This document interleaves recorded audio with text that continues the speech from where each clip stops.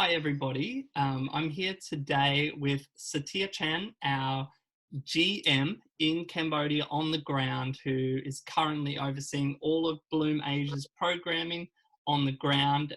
She's also worked personally with me for the last 4 years. She's taught me everything that I know about Cambodia and everything I know about Bloom.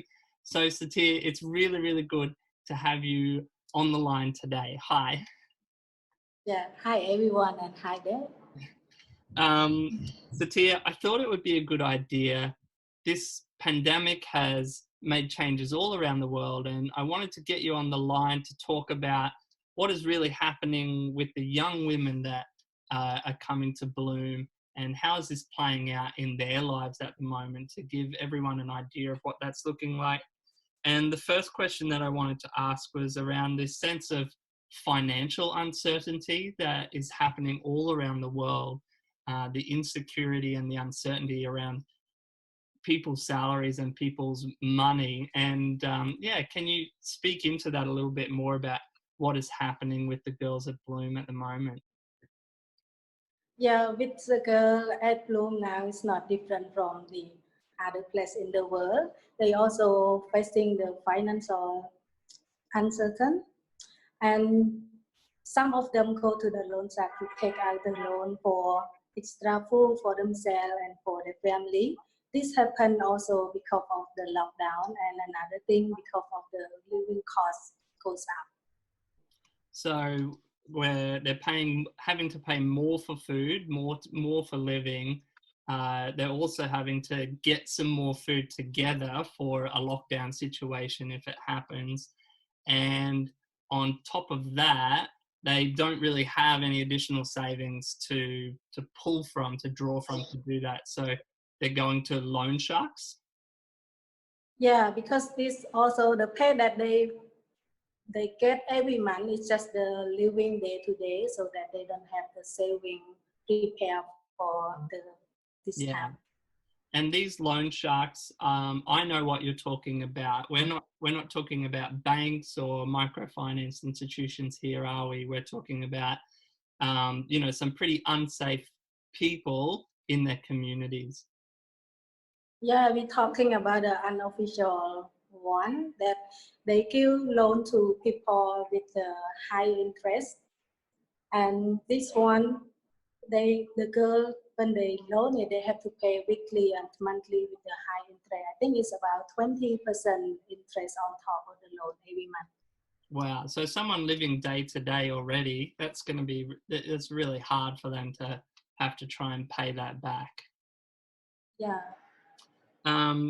In terms of the government is obviously putting in restrictions like a lot of governments around the world.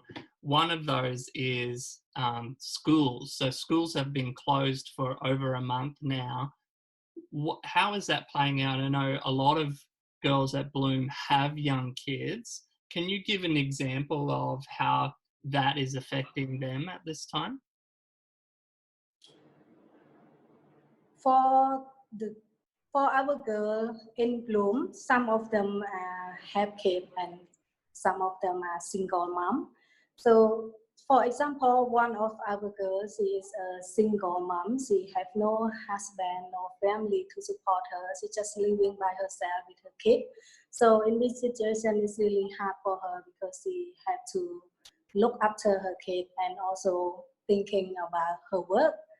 And sometimes she cannot make it to work because no one can look after her in her community, and she also thinking about her safety for her kid. So Bloom it's pay attention to this, so that we still give her full pay even she cannot make it to work. And this happened because of your donation to help Bloom to go through it, to support the girl and to make them stay healthy in this situation. Yeah, we've just had such a warm response to our COVID-19 appeal, and it's things like this where you've got young mums who can't make it into work every day, and yet we're still able to contribute towards their salaries just to keep them and their children safe during this time. It's so important, isn't it?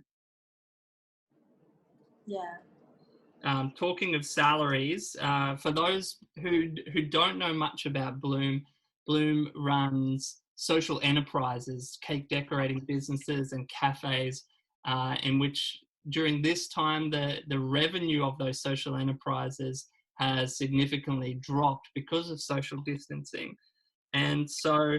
A lot of that revenue would go towards supporting the salaries of the girls, which it can't at the moment.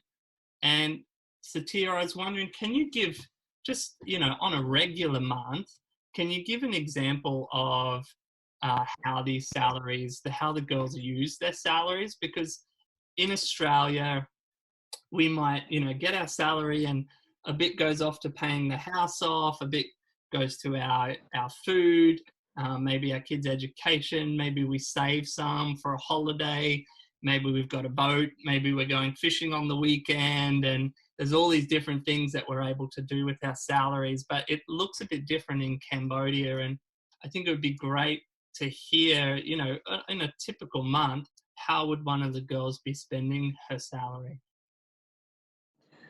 Yeah, it's really different from the other world. For the girl, it seems like their salary also they living day to day. And for example, one of our girls, she is a single mom. She get her pay to support her older mom and her own kid, also her niece and nephew that without they don't have the parent to look after them.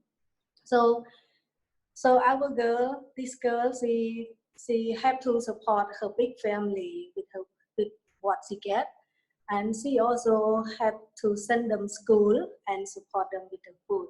So this is hard if they don't have this salary. So that is hard to support their family. So this is the big important thing that the salary go to.